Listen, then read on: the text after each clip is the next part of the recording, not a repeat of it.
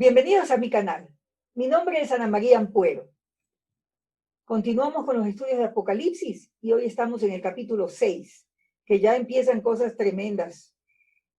Si estás interesado, suscríbete a mi canal y recibirás una notificación cada vez que suba un nuevo video.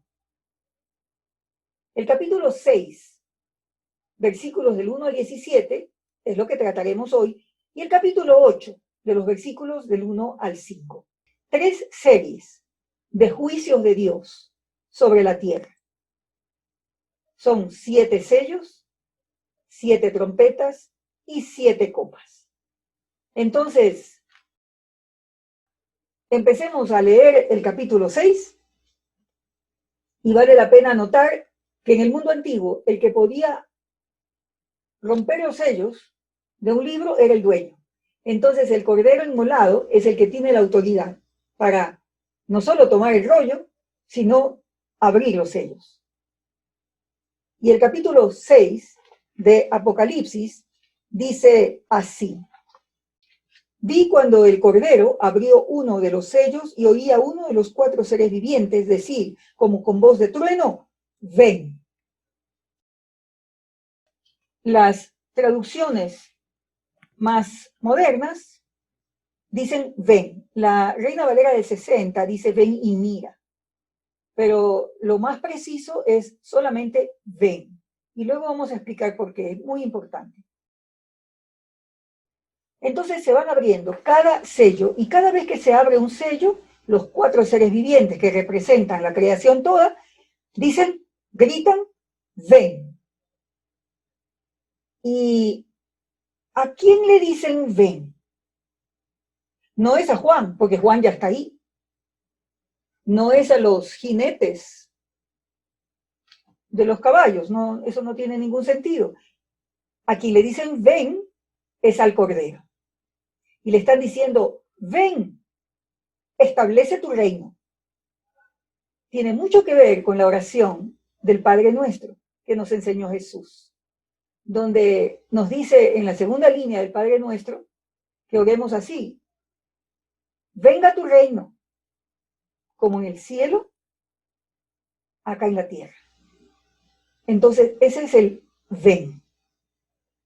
El capítulo 7 de Apocalipsis, que está entre el 6 y el 8, es como un paréntesis en medio de la apertura de los sellos. Y es una sección muy importante que la miraremos próximamente, porque habla de qué ocurre con el pueblo del Señor en medio de este mover tremendo en el mundo de juicios, de situaciones terribles. El efecto para el lector de Apocalipsis de leer estos capítulos es horror, miedo, terror. Ese es el propósito de este lenguaje, así tan crudo. Entonces es normal que nos sintamos así. Yo no he escuchado realmente muchos sermones sobre Apocalipsis 6. Es muy, muy fuerte. Entonces la creación toda dice ven. Se parece mucho a lo que dice Romanos capítulo 8, en varios pasajes, 18, 22, 23, 26 del capítulo 8, que habla de un gemido. Habla de que la creación está sometida y que espera la manifestación de los hijos de Dios, espera ser liberada. Es en ese sentido que los 4 seres vivientes dicen, ven, esperan la consumación del reino. Al final, bueno, en Apocalipsis 1:7, Juan dice, he aquí, y se refiere al Cordero, a Jesús, viene con las nubes y todo ojo le verá. Entonces Jesús viene. Antes dice está cerca, ahí mismo en el capítulo 1, es decir, Jesús está viniendo. En Marcos capítulo 1, del 13 al 15, Jesús dice, el reino de los cielos se ha acercado. Es decir, el reino está viniendo. Desde que Jesús empezó su ministerio, el reino está viniendo. Y en el capítulo 22 de Apocalipsis encontramos esto que es sumamente interesante. 22:7, Jesús dice, he aquí vengo pronto. 22:12, he aquí vengo pronto. 22:20, ciertamente vengo en breve. El Señor está cerca y está viniendo. Y la respuesta es amén. Al final, en Apocalipsis 22, sí, ven, Señor Jesús. Entonces, esto de venir es muy importante. Esta es nuestra esperanza. Ahí mismo en el capítulo 22:17, en Apocalipsis, el Espíritu de Dios dice, ven. La novia dice, ven. Juan dice, el que oye, o sea, el que oye Apocalipsis, diga, ven. Es decir, la iglesia está y debe estar en constante oración, porque decirle a Dios, ven, es orar. Es decirle, ven, Señor, establece tu reino. Establece tu reino. No es solo, Señor, ven y llévanos al cielo. No, no, es el cielo que viene. El reino baja, de cielos nuevos y tierra nueva. Entonces la iglesia ora, Señor, ven a establecer tu reino y tu justicia. Y la iglesia ora, y lo ha hecho a lo largo de los siglos, en medio del sufrimiento. Porque estamos en medio de esta fricción entre el reino que viene y el mundo que se resiste a la venida del reino. Estamos en medio de la fricción, por eso sufrimos tribulación y persecución. Hay dos posturas sobre esto de estas tres series. Una postura es que es una secuencia literal de eventos, uno tras otro, que es pasado, presente o futuro, o algo así. Yo tomo la postura de que son tres perspectivas del periodo de tiempo entre la resurrección de Jesús y su regreso. Yo le recomiendo que vea el proyecto Biblia en YouTube y busque el video Apocalipsis. Es fantástico. Explica de manera muy visual y muy breve lo que ahora estoy explicando en varios videos. Pero es fabuloso. Entonces yo les recomiendo, recoge lo mejor y lo más reciente en ciencias bíblicas, ¿no? Entonces lo recomiendo para que usted repase allí todos los libros de la Biblia. Entonces la postura que tomo es de que las tres series, que son los sellos, las trompetas y las copas, son tres perspectivas del periodo de vida de la iglesia, entre la resurrección de Cristo y su segunda venida. Y por lo tanto, es lo que vivimos ahora. Es la historia de la humanidad. Y ahí en medio está el pueblo del Señor. Uno se pregunta cómo un Dios bueno permite todas estas situaciones terribles. Bueno, Dios es un Dios santo, es bueno y también es justo. La combinación de su santidad y su bondad es justamente su justicia, que es su fidelidad al pacto que ha hecho con la creación de sostenerla, el pacto con Abraham, de que su descendencia sea de bendición a todas las naciones y a todos los pueblos de la tierra. Y entonces Dios ha advertido las consecuencias de apartarse de Dios.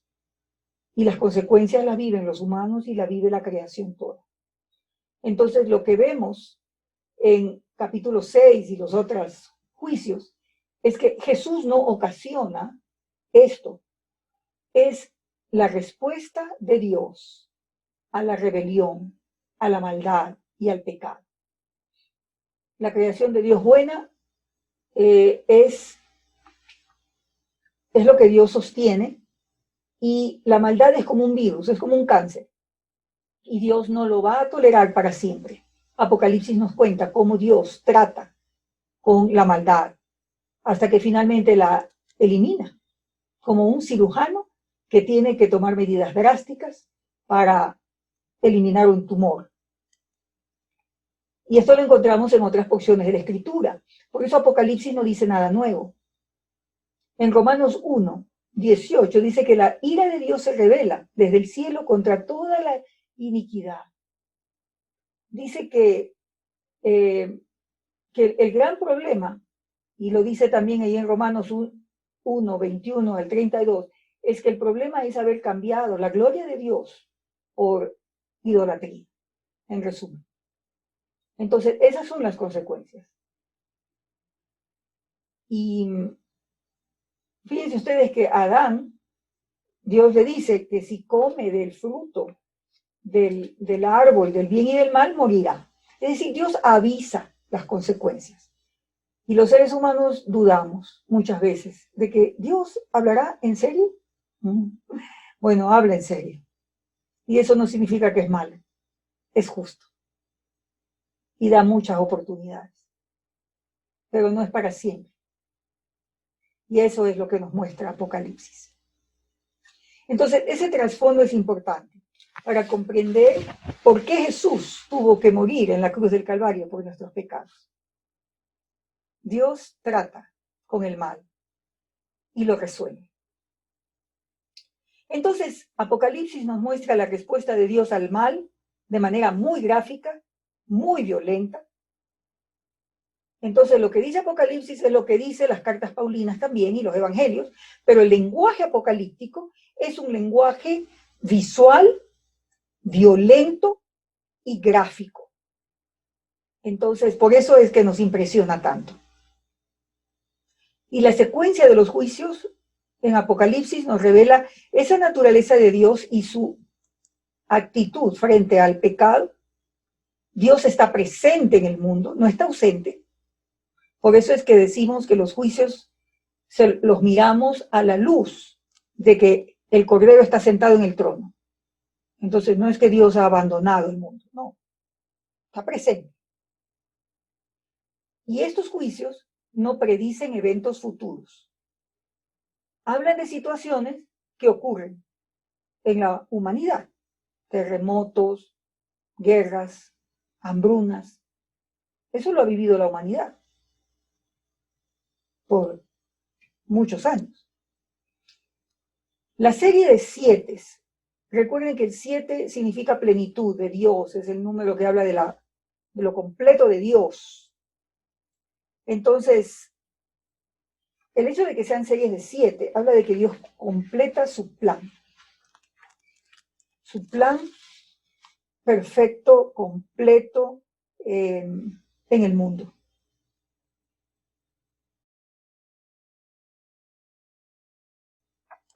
Después de la secuencia de los 3 7, digamos, de estas 3 series de juicios, viene el gran trono blanco. Entonces Dios completa estas series y es interesante que cada una de las series está incluido dentro de la otra. Eso es una evidencia de que estas 3 series son paralelas, ¿ya? Los 7 sellos, las 7 trompetas, las 7 copas están una dentro de la otra, como las muñecas rusas, la matryoshka, ¿no? Las copas están incorporadas dentro de la 7ª trompeta, están allá adentro. Y las trompetas están incluidas en el 7º sello. Entonces, las 3 secuencias terminan al mismo tiempo. El final del 7º sello ocurre al final de la 7ª trompeta, así también como al final del último juicio de la copa. ¿Ya? Y al final lo que hay es relámpagos, truenos, ¿no? Y si ustedes recuerdan en el capítulo 4, ¿qué es lo que sale del trono de Dios? Relámpagos y truenos. Al final de cada una de las series hay terremotos. Y al final de cada serie lo que vemos es como un crescendo, va aumentando el clímax. Y anhelamos la venida del reino. O sea, eso es lo que genera el anhelo para que el reino llegue ya. Y todo esto nos recuerda también en Éxodo, cuando Dios da la ley en el monte Sinaí, también hay relámpagos. Es decir, los juicios de Dios están conectados con su voluntad. ¿Sí? Y menciono Éxodo 19, versículo 16, Éxodo 20, versículo 18, Porque Dios tiene respuesta al pecado. Dios quiere decirnos cómo vivir. Y al leer todas estas 3 series, nuestro anhelo es que ya venga la Nueva Jerusalén. Y vemos también cómo va aumentando el desastre, digamos, ¿no? Al final de los sellos, 1/4 parte de la tierra es destruida. En la última trompeta, 1/3 de la tierra. Y en la última copa, dice que todo el mundo. ¿Ya? Eso ya es el capítulo 16, o sea, están adelantándonos un poco. Leamos un poco más del capítulo 6. En el versículo 2, habla de un caballo blanco, el que lo montaba tenía un arco y se le fue dada una corona. Este es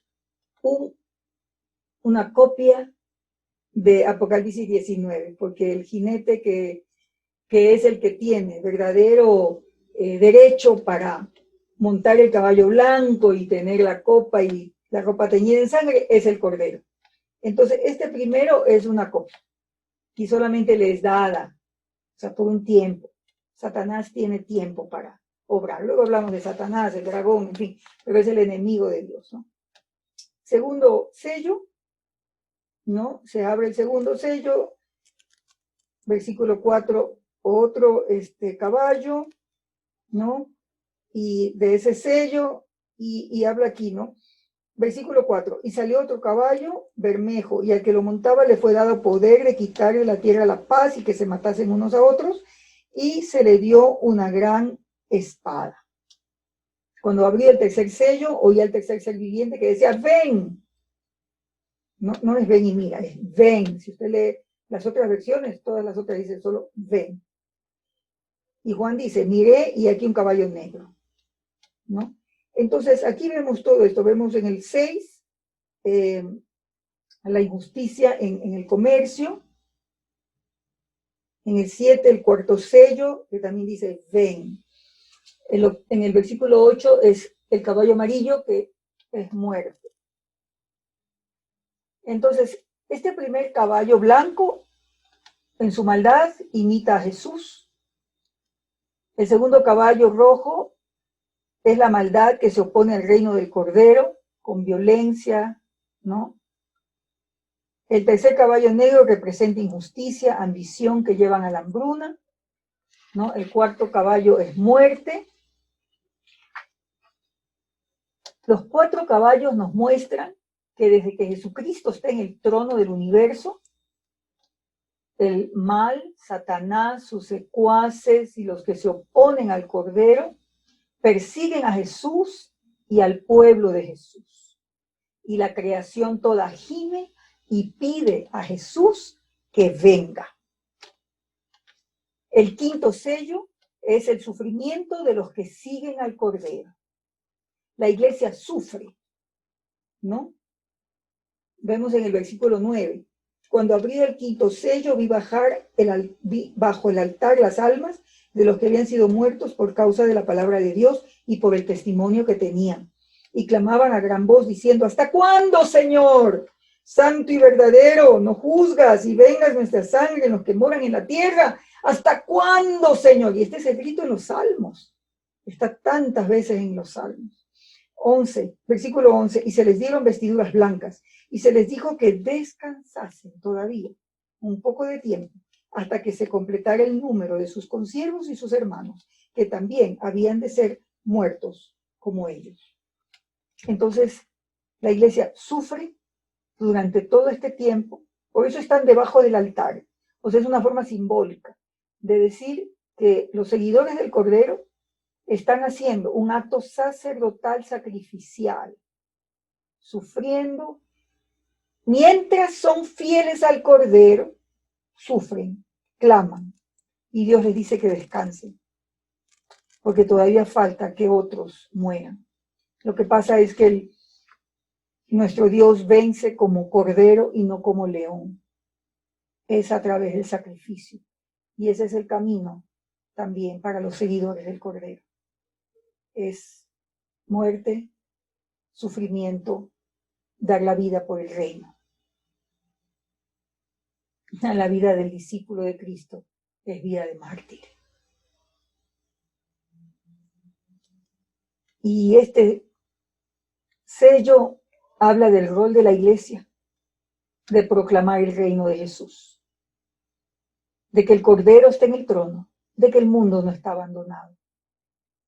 Y además el pueblo del Señor absorbe el sufrimiento que ocurre en el choque de los reinos, del reino de Dios que viene. Por eso es el capítulo 7. ¿Quiénes pueden resistir y mantenerse en pie? Solamente aquellos que tienen el sello en su frente de Dios, de que son propiedad del Cordero, que tienen dueño, que no le pertenecen a nadie más. Entonces, Apocalipsis hace una denuncia, una muestra muy clara del contraste entre seguir al Cordero y seguir a cualquier otra cosa, que en realidad es idolatría. Hay un gran contraste, o sea, no hay términos medios. O sigues al Cordero, o sigues a Satanás, la bestia, etc. No hay término medio. Recuerden ustedes cuando Jesús le habla a la iglesia de la Odisea y le dice, porque eres tibio, te vomitaré de mi boca. No hay lugar para la tibieza. Por eso Apocalipsis es un libro de discipulado radical. Entonces, los juicios muestran de manera gráfica y violenta la intensidad de la oposición de Dios a la maldad. Nos revela que el que está sentado en el trono está en guerra contra el dragón y sus secuaces.